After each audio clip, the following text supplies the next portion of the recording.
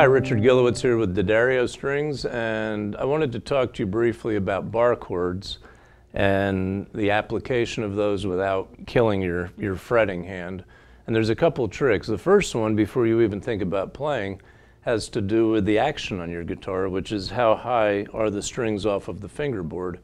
So there's different ways you can have the action lowered. You can, there's a truss rod in the neck that can be tweaked one way or another, usually by a local repairman or luthier, unless you know how to do it and have the tool. And that creates a bow in the neck or straightens it. And depending on humidity, these things can change just simply with travel. So adjusting the bow in the neck with a truss rod is one way to bring it down or straighten the neck a bit so it's not as hard to press down. Another one is the bridge saddle on the right. Sometimes this saddle that sits in the bridge needs to be filed down so they can level that off, and that lowers it here as well. Another thing that you might consider doing is use a lighter gauge set of strings. So those are some things you can use to accommodate. I always use the analogy taking the emergency brake off your car, because no matter how good your technique is, how strong you are, if it's not set up right, then it's like driving a car with an emergency brake on. So check the bow in the neck by the truss rod, the bridge saddle, if that needs to come down, lighter gauge set of strings. Another trick, especially if you're playing solo, is you can pitch the guitar down a half step, and that would reduce the tension on the neck, and that makes it a little easier to play. And then if it turns out you do have to play with other folks, maybe you put a capo, say, on the first fret, and you'll have to learn the fingerboard a little bit differently.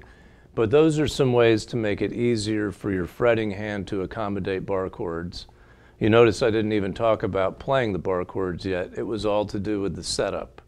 So that's one thing in mind. Another thing is when you're approaching the bar chords, no matter what the bar is, what you want to think about doing is wait for that exact instant when you really do need the bar chord and to put that pressure down. So don't overplay it. Don't press down too hard, and don't play too long. If you have high action and keep this pressed down and just hold it, you'll eventually wear your hand out, and then your thumb will have problems and you won't be able to play anymore for the day. It's like going to a gym and lifting too much. So lighten up on yourself, go easy. Maybe practice the bar chords in punch strums. So if I was playing an E major chord here, and I refingered it with fingers 2, 3, and 4 and freed up my index, I slide up, and my low note, string 6, whatever that fret is, that names the chord. So if this is an E, that's an F, that's a G, that's an A, B, and C, for example. So what I would do is to practice the bar chords bounce. So it's all about pressure, release, pressure, release. From here, you can drop your third finger down if you're able to bend that third finger backwards, because this is how I play an A chord. If I use this finger backwards, that's an A. And if I lay my bar down covering exactly 5 strings, the 5th string names the chord. So that note is a B, so that's a B from an A bar chord. So these are your closed shapes. An E, an A, that's a D because that note is a D. You can do the same thing with minor chords. A minor, refinger it that way. Every time you slide it up, your bar comes down, your 5th string names the note or the chord. B minor, C sharp minor, D minor, E minor.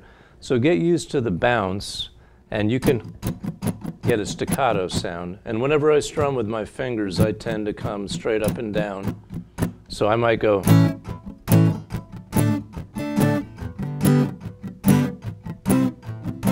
So as you can see, it's a bounce, release, bounce, release.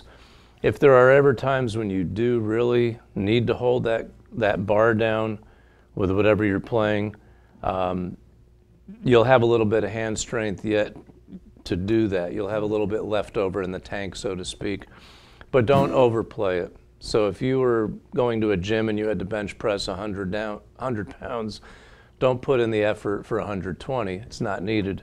If you have to press down this hard, don't press down that hard. So learn your balance of exactly how much power you need and when you do need to hold it and when you can get away with a staccato bounce. Have fun.